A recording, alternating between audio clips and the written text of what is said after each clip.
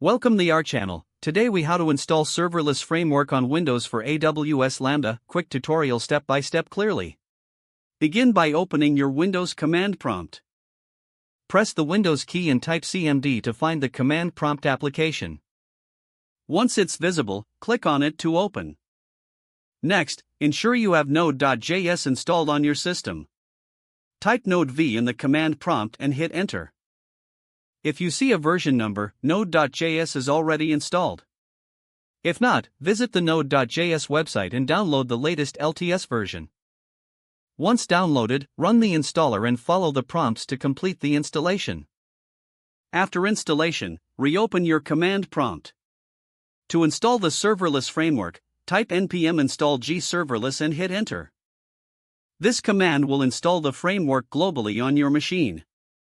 Wait for the installation to complete. Once it's done, check if the installation was successful by typing serverless v. Press enter, and you should see the version number of the Serverless Framework. Now, create a new directory for your serverless project. Type dir my serverless project and hit enter. Navigate to the new directory by typing cd my serverless project. Within this directory, initialize a new serverless project by typing serverless. You will be prompted to choose a template. Select the AWS Lambda template by following the on-screen instructions. Serverless will create the necessary files and directory structure. To deploy your function to AWS, you need AWS credentials. If you don't have them, create an IAM user on the AWS Management Console. Ensure the user has the necessary permissions for Lambda. Return to your command prompt.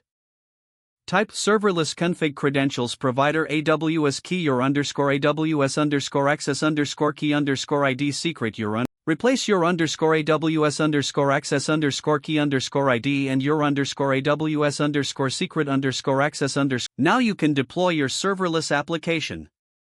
Don't forget to like this video and subscribe to our channel for more step-by-step tech guides.